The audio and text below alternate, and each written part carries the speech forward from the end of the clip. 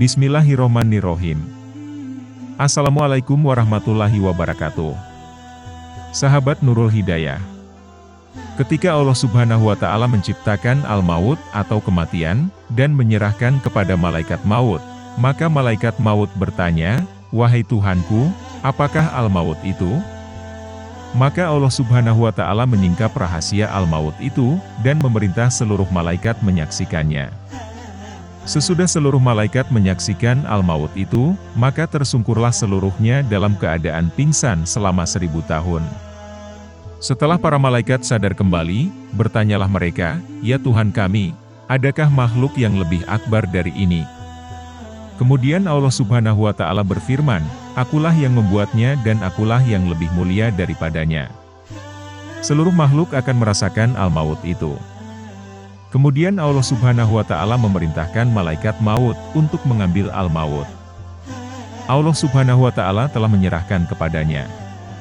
Walau bagaimanapun, malaikat-malaikat maut khawatir bila tidak terdaya untuk mengambilnya, sedangkan al-maut lebih mulia daripadanya. Kemudian Allah Subhanahu wa Ta'ala memberikannya kekuatan, sehinggalah al-maut itu menetap di tangannya. Setelah itu al-maut berkata, "Ya Tuhanku, izinkanlah diri sendiri untuk berseru di langit sekali saja." Maka setelah diizinkan, berserulah al-maut dengan suara yang amat keras. Diri sendiri di sini adalah al-maut. Tugasku sebagai pemisah antara orang yang saling mencintai. Memisahkan antara anak dan ibunya. Memisahkan saudara lelaki dan wanita. Mencari dan mendatangi kamu semuanya, walaupun kamu berada dalam lapis benteng yang amat kuat. Dan tiada satupun makhluk yang tidak merasakan kepedihanku. Tiap-tiap yang berjiwa akan merasakan mati. Quran Surah Al-Ankabut, ayat 57. Malaikat-malaikat maut diberi kemampuan yang luar biasa oleh Allah Subhanahu wa Ta'ala dari barat sampai timur mampu dijangkau dengan gampang olehnya. Seperti seseorang yang sedang menghadap suatu meja makan yang dipenuhi dengan berbagai makanan yang siap dimakan.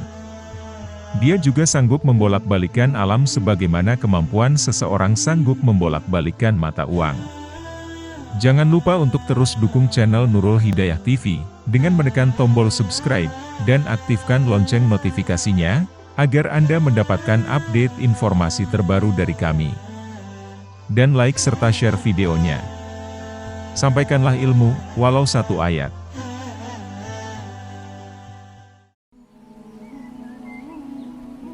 Berapakah jumlah malaikat pencabut nyawa, atau malakul maut? Ada dua keterangan dalam Al-Quran yang menerangkan tentang jumlah malaikat pencabut nyawa, atau malakul maut. Pertama, disebutkan dengan kata tunggal, atau mufrad. Katakanlah, malaikat maut yang diserahi untuk mencabut nyawamu akan mematikanmu. Kemudian hanya kepada Tuhanmu lah kamu akan dikembalikan. Quran Surah As-Sajdah, ayat 11. Pada ayat ini, malaikat disebutkan dengan kata tunggal, yaitu malak. Yang menunjukkan bahwa jumlah malaikat pencabut nyawa hanya satu. Kedua, disebutkan dengan kata jamak, seperti dalam beberapa ayat berikut. Bagaimanakah keadaan mereka apabila malaikat mencabut nyawa mereka seraya memukul-mukul muka mereka dan punggung mereka? Quran Surah Muhammad, ayat 27. Sesungguhnya orang-orang yang diwafatkan malaikat dalam keadaan menganiaya diri sendiri. Kepada mereka malaikat bertanya, "Dalam keadaan bagaimana kamu ini?" Mereka menjawab, "Adalah kami orang-orang yang tertindas di negeri Mekah." Para malaikat berkata, "Bukankah bumi Allah itu luas, sehingga kamu dapat berhijrah di bumi itu? Orang-orang itu tempatnya neraka jahanam, dan jahanam itu seburuk-buruk tempat kembali." Quran Surah An-Nisa, ayat 97. Dan dialah yang mempunyai kekuasaan tertinggi di atas semua hambanya.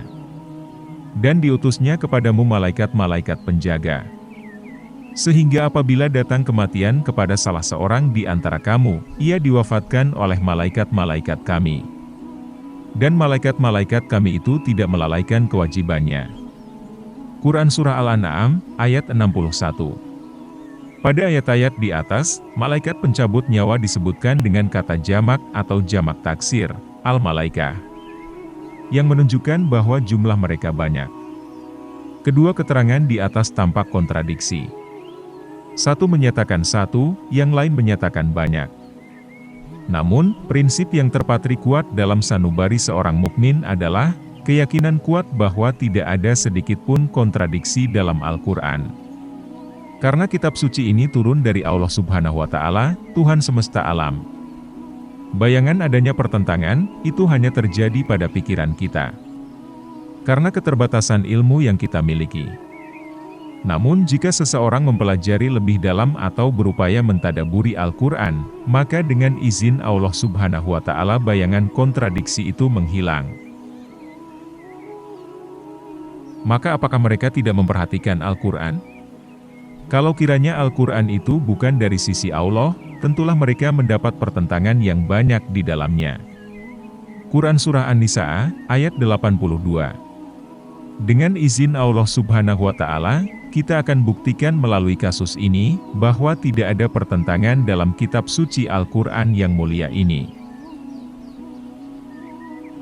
Membandingkan dua ayat. Dua keterangan tentang jumlah malaikat maut atau pencabut nyawa pada ayat-ayat di atas, tentunya tidak bertentangan.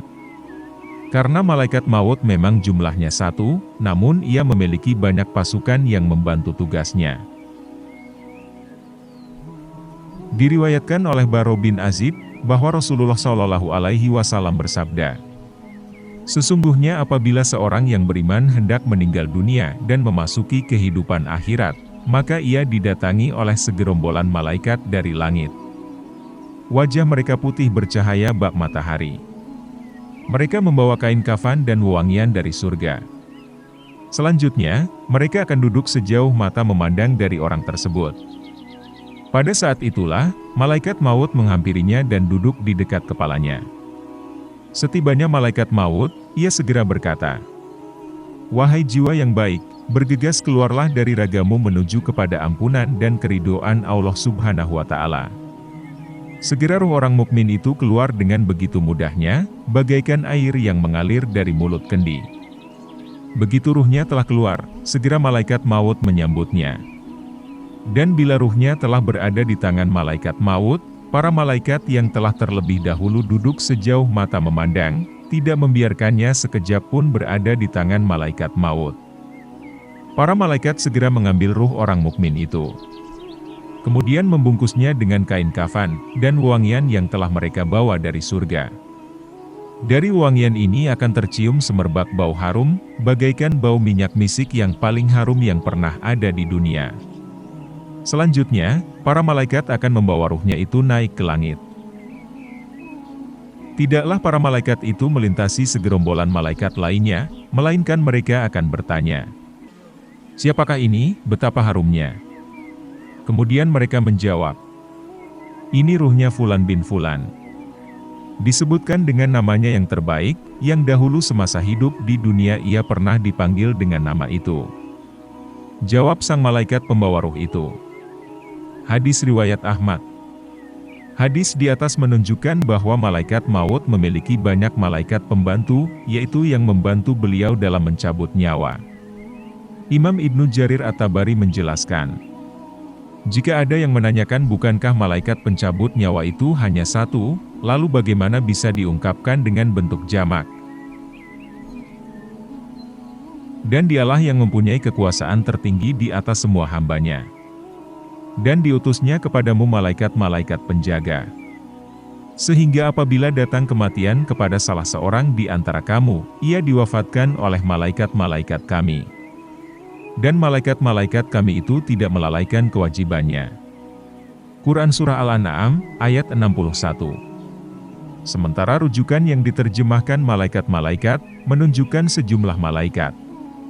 Padahal malaikat maut itu hanya satu. Jawabannya adalah, boleh-boleh saja Allah Subhanahu wa Ta'ala menyebutnya sebagai para pembantu malaikat maut yang telah Allah Subhanahu wa Ta'ala siapkan di sisinya. Sehingga para malaikat pembantu mencabut nyawa itu melaksanakan tugasnya atas perintah malaikat maut. Sehingga, pekerjaan mencabut nyawa dinisbatkan kepada malaikat maut. Sebagaimana pembunuhan yang dilakukan oleh prajurit seorang raja, dinisbatkan kepada sang raja, atau campuran raja. Padahal yang membunuh adalah prajuritnya. Meski raja tidak melakukannya secara langsung, atau dengan tangannya sendiri. Kemudian keterangan dari Imam Ibrahim An-Nakhai, malaikat maut memiliki pembantu-pembantu. Para malaikat pembantu itu mencabut nyawa dengan perintah malaikat maut yang berjumlah 1. Inilah makna firman Allah Subhanahu wa Ta'ala dalam surah Al-An'am ayat 61. Sehingga sebenarnya yang mencabut nyawa adalah malaikat maut. Karena para malaikat itu melakukan tugasnya atas perintah malaikat maut. Oleh karena itu, pekerjaan mencabut nyawa dinisbatkan kepadanya. Syekh Muhammad bin Shaleh Al-Utsaimin juga menegaskan, malaikat maut memiliki pembantu-pembantu yang membantunya dalam mengeluarkan ruh dari jasad. Saat ruh itu sampai di kerongkongan, malaikat maut datang mencabutnya. Allah Subhanahu wa Ta'ala telah melibatkan pewafatan manusia pada dirinya. Terkadang Allah Subhanahu wa Ta'ala nisbatkan kepada para malaikat. Terkadang Allah Subhanahu wa Ta'ala nisbatkan kepada satu malaikat, yaitu malaikat maut. Dan tidak ada pertentangan antara ayat-ayat ini. Allah Subhanahu wa Ta'ala nisbatkan pada dirinya, karena keluarnya ruh terjadi atas perintahnya.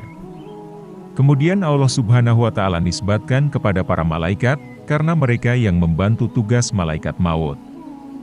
Dan dinisbatkan kepada malaikat maut, karena dialah yang bertugas mencabut nyawa agar keluar dari raga. Demikian pembahasan kita kali ini mengenai malaikat maut. Semoga kita senantiasa dalam lindungan, serta limpahan rahmat dan karunia Allah Subhanahu wa Ta'ala. Wassalamualaikum warahmatullahi wabarakatuh.